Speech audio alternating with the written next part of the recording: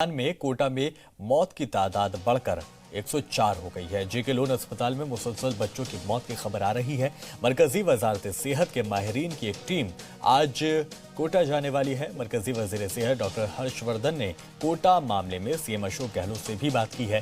मरकजी वजीर सेहत डॉक्टर हर्षवर्धन ने रियासती हुकूमत को हर मुमकिन मदद देने का भरोसा दिया है। वजीर आला अशोक गहलोत का कोटा में बच्चों की मौत पर बयान भी सामने आया है और उन्होंने कहा है कि शरीयत कानून से ध्यान भटकाने के लिए कोटा मामले को बढ़ा चढ़ाकर पेश किया जा रहा है। यानी कि आरोप प्रत्यारोप का दौर जो है वो लगातार जारी है। हालांकि जिस तरह से जी मीडिया की टीम ने अस्पताल का मुआयना किया था और वहां पर देखा गया था कि वहां पर मशीनों की भारी कमी थी, उनको भरने की कोशिश अब तक नहीं हुई है।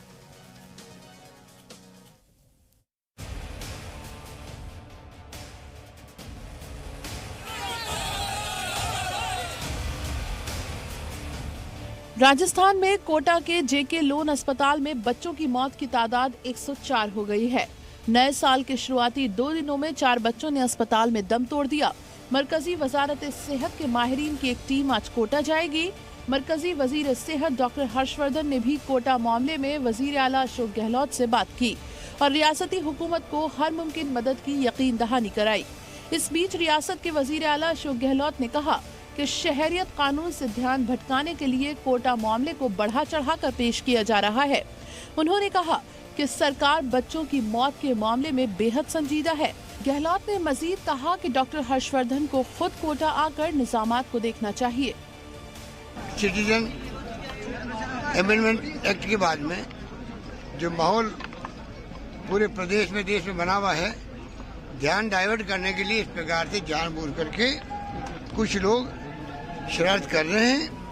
उत्तर प्रदेश के वजीर आला योगी आदित्यनाथ ने कोटा में बच्चों की मौत पर कांग्रेस जनरल सेक्रेटरी प्रियंका गांधी पर निशाना साधा था। वजीर आला योगी आदित्यनाथ ने भी प्रियंका गांधी वाड्रा को गैर संजीदा बताते हुए कहा कि माओ का दर्द प्रियंका क्या जाने। वहीं बीएसपी सदर मायावती ने ट्वीट कर कहा कि अगर कांग्रेस की खातून कौमी जनरल सेक्रेटरी राजस्थान के कोटा में जाकर महलूक बच्चों की वालिदा से नहीं मिलती हैं, तो यहां अभी तक किसी भी मामले में यूपी मुतासरीन के कुनबों से मिलना महज इनका सियासी मफाद और नाटकबाजी ही मानी जाएगी, जिससे यूपी की जनता को होशियार रहना है। कांग्रेस सदर सोनिया गांधी ने राजस्थान के इंचार्ज अविनाश पांडे से मुलाकात कर बच्चों की मौत पर नाराजगी जताई है। वहीं राजस्थान के तिबी वजीर रघु शर्मा ने कहा है कि जिन बच्चों को अस्पताल लाया गया है वो बचने लायक नहीं थे। आज बीजेपी को सिर्फ राजनीति करनी है और राजनीति करनी है तो फिर हमारे सवालों का जवाब भी उनको देना पड़ेगा। हमने शिशु मृत्यु दर में कमी इस 1 साल में हम लेके आए हैं। ऑडिट चाहे तो बीजेपी करा ले कि बच्चों की कंडीशन क्या बचने लायक थी। रघु शर्मा ने फिर से अस्पताल के हालात के लिए गुज़श्ता बीजेपी सरकार को जिम्मेदार भी ठहराया है। ब्यूरो रिपोर्ट, जी मीडिया। और ज्यादा अपडेट के साथ हिमांशु मित्तल हमारे रिपोर्टर हमारे साथ जुड़ गए हैं। हिमांशु मित्तल, जिस तरह से हम देख रहे हैं आरोप प्रत्यारोप भी हो रहे हैं, लेकिन प्रियंका गांधी वाड्रा जिस तरह से हमने देखा कि एक्टिव दिखाई दे रही हैं, खासकर उत्तर प्रदेश में वो जाती हैं, जो मारे जाते हैं नौजवान, उनसे मिलने जाती हैं। लेकिन सवाल कई लोग खड़े कर रहे हैं, मायावती ने भी खड़ा किया, खुद सीएम योगी ने खड़ा किया कि वो राजस्थान क्यों नहीं जाती हैं। बिल्कुल यही सवाल खड़ा किया और सीधे तौर पर मायावती ने ये सवाल पूछा प्रियंका गांधी से कि कोटा के एक अस्पताल में 104 बच्चों की मौत हो जाती है और यूपी में उनका ध्यान रहता है, कोटा उन्हें नजर नहीं आता। सीधे तौर पर कहीं ना कहीं बड़े सवाल खड़े किए। बड़ा सवाल खड़ा किया खुद मुख्तार अब्बास नकवी ने भी, जिन्होंने सीधे तौर पर कहा कि ये एक तरह से किसी नरसंहार से कम नहीं है। वहीं जो इस पर सवाल है वो अनुराग ठाकुर ने भी खड़ा किया। लोकसभा स्पीकर ओम बिरला ने भी इसका दौरा किया था और सीधे तौर पर जब दौरा किया तो माना कि कोटा के जेके लोन अस्पताल में जो उपकरण है, संसाधन है, उनका बड़ा अभाव है। जब 48 घंटे में 10 बच्चों की मौत हुई तब हालात ये थे कि अस्पताल में 19 वेंटिलेटर हैं, उनमें से 11 खराब पड़े थे, 70 वार्मर हैं, उनमें से 44 वार्मर यहाँ पर खराब पड़े थे। हालात ये थे कि आधे से ज्यादा जो नेबुलाइजर है वो खराब पड़े थे। स्थितियां ये थी कि एक वार्मर में 2 से 3 जो बच्चे हैं वो रखे हुए थे, तो सीधे तौर पर संक्रमण का खतरा है। चारों तरफ गंदगी, अस्पताल के जब ये हालात सामने आया कि अस्पताल में चारों तरफ गंदगी थी, तो निश्चित तौर पर ये जो हालात है वो पूरी तरह से हिमांशु, इतनी खबर दिखाई गई, जी मीडिया ने बढ़ चढ़कर इस खबर को दिखाया था कि किस तरह से वहां पर गंदगी है, उसके बाद भी सरकार क्या हरकत में नहीं आ रही है? देखिए, बिल्कुल जी मीडिया ने इसको पूरी तरह से प्रमुखता से इस मुद्दे की गंभीरता को लेते हुए, अपनी जिम्मेदारी समझते हुए इसको पूरी तरह से दिखाया, ग्राउंड रिपोर्टिंग की, और ग्राउंड रिपोर्टिंग के साथ में बताया कि अस्पताल में चारों ओर गंदगी का अंबार है। बताया कि अस्पताल के चारों ओर जो सुअर है वो घूमते हुए नजर आते हैं। और आज कह सकते हैं कि कल पूरे दिन इस खबर को प्रमुखता से दिखाया, और आज हरकत में कह सकते हैं कि सरकार है, हरकत में नगर निगम है, हरकत में जो अस्पताल प्रशासन है। और आज सुबह से ही अस्पताल की जो साफ सफाई है उसका काम चल रहा है। जो सुअर है उनको पकड़ने के लिए विशेष अभियान भी नगर निगम की तरफ से अस्पताल परिसर के अंदर चलाया गया है।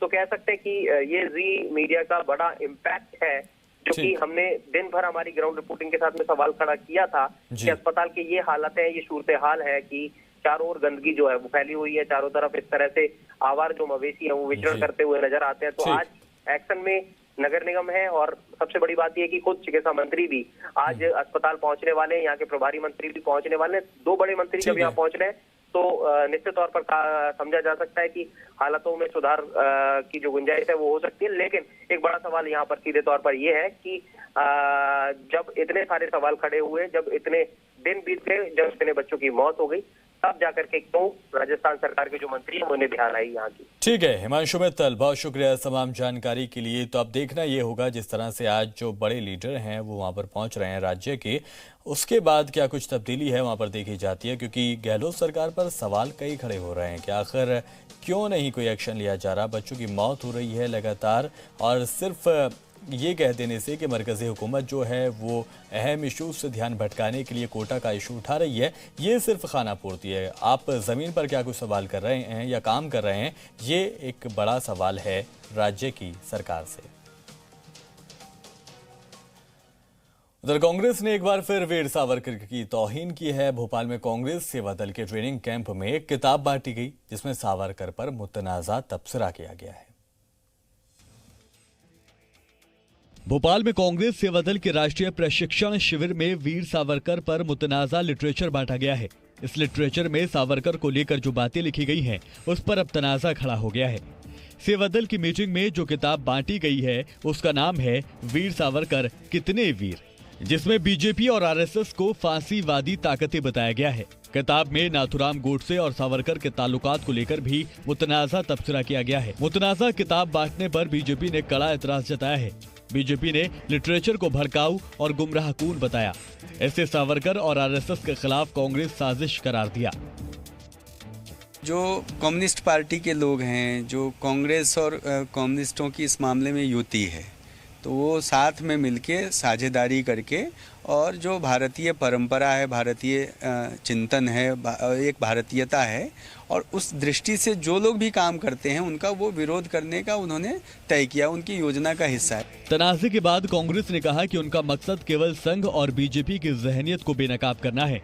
उधर इंदौर में आरएसएस की अखिल भारतीय कार्यकारिणी की अहम मीटिंग जुमेरात को शुरू हो गई। मीटिंग में शामिल होने के लिए संघ सरबराह मोहन भागवत भी इंदौर पहुंचे हैं। इस मीटिंग में शहरियत कानून को लेकर मुल्क भर में बने माहौल पर गौर किया जाएगा।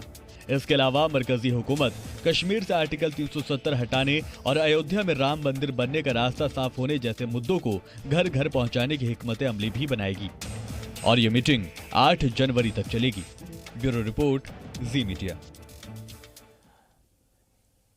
तो एक प्रोग्राम के तहत किताबें बांटी जाती हैं जिसमें वीर सावरकर सच में वीर हैं, कुछ इस तरह का सवाल जो है वो खड़ा किया जाता है। उसके बाद कई सियासी उसमें दावपेच भी हैं, कुछ सियासी लीडरान को आपस में जोड़ने की कोशिश की गई, जिसके ऊपर भारतीय जनता पार्टी को दरअसल इख्तलाफ है, उस पर कुछ एतराज़ भी जाहिर किया है। और इस पर अब सियासी लीडरान के रद्द-ए-अमल भी सामने आने लगे, वो आपको सुनवाते हैं। सावरकर जी का सम्मान और उनके नाम पर डाक टिकट जारी करने का काम स्वयं इंदिरा गांधी जी ने प्रधानमंत्री रहने के दौरान किया, तो वो इंदिरा गांधी जी के साथ खड़े हैं या नहीं खड़े हैं, या केवल सोनिया गांधी जी के ही चापलूसी में लगे हैं? उधर शिवसेना ने कश्मीर में जवानों के शहीद होने पर सवाल उठाए हैं। कहा है कि पाक हिमायती दहशतगर्दी और दरअंदाजी नहीं रुकी है।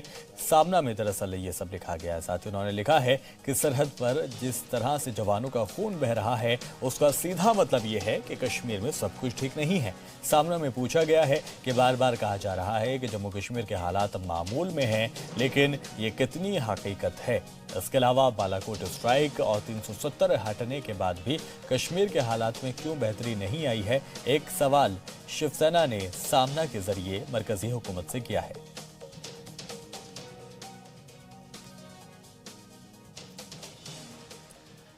वज़ीर-ए-आज़म मोदी के कर्नाटक दौरे का आज दूसरा दिन है। आज पीएम मोदी विज्ञान कांग्रेस में साइंसदां को खिताब करेंगे। दौरे के पहले दिन पीएम मोदी ने डीआरडीओ के साइंसदां से कहा कि सरकार हर कदम पर उनके साथ खड़ी है। आगे बढ़ेंगे। वज़ीर दाखिला और बीजेपी सदर अब बंगाल के रण की तैयारी में हैं। मगरबी बंगाल में अगले साल इंतखाब होने हैं और अमित शाह खास तौर पर इन इंतखाबात के लिए बांग्ला ज़बान सीख रहे हैं ताकि वो अपनी तकरीरों में अवाम से बातचीत कर सकें। ऐसा करके अमित शाह ममता बनर्जी के बाहरी वाले इल्जामात का भी जवाब दे सकें। हम करेंगे, मुश्किलों से लड़ेंगे। मिशन बंगाल के लिए शाह सीख रहे हैं बांग्ला।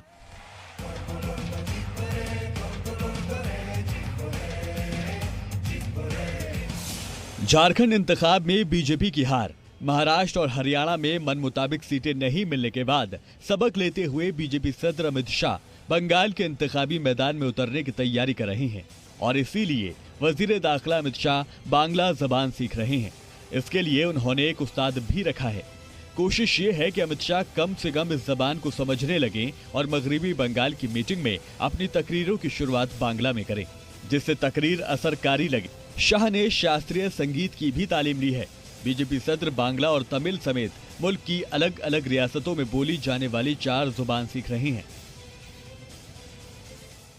पार्टी की तैयारी है, नीचे तक तैयारी है। आपने तैयारी का एक नमूना देख लिया है और निश्चित रूप से 2021 में विधानसभा के चुनाव में ममता जी को करारी हार का सामना करना होगा। मगरबी बंगाल की सीएम ममता बनर्जी मां, माटी और मानुष का नारा बुलंद करती रहती हैं और अभी हाल के दिनों में उन्होंने बंगाली अस्मिता को खूब हवा देने की कोशिश की है। अपनी रैलियों में ममता बनर्जी बीजेपी सदर को बाहरी कहकर खिताब करती हैं। जाहिर है अमित शाह बांग्ला सीखकर दीदी की इस हिकमत अमली की काट तैयार कर रही हैं। अमित शाह को इंतखाबी हिकमत अमली का माहिर माना जाता है। हर इंतखाब के लिए अमित शाह अलग अलग हिकमत अमली बनाते हैं, अध्ययन करते हैं, उसके बाद उसको स्ट्रेटेजाइज करते हैं, उस तरह पार्टी को एनर्जाइज करते हैं और उसके बाद एक्शन प्लान बना के उस पे एक्शन में पूरी तरह से दिन रात सामूहिकता से जुड़ जाते हैं। तो यही उनके कार्य की शैली है और यही उनके सफलता और लोगों से जुड़ने का रास्ता भी है। अब देखना दिलचस्प होगा कि बंगाल असेंबली के इंतखाब में 294 सीटों में से 250 सीटें जीतने के टारगेट में बंगला जुबान बीजेपी को कितना करीब ले जाएगी। उनकी चुनावी रणनीति का लोहा बीजेपी के नेता ही नहीं बल्कि विपक्षी मानता है। बंगाल को लेकर उनके अंदाज को देखा जा सकता है। पार्टी अध्यक्ष ने 2 कदम आगे बढ़कर बांग्ला भाषा सीखना शुरू कर दी है ताकि दीदी को उन्हीं के अंदाज में बंगाल में ही घेरा जा सके। ब्रह्म प्रकाश दुबे, जी मीडिया, दिल्ली।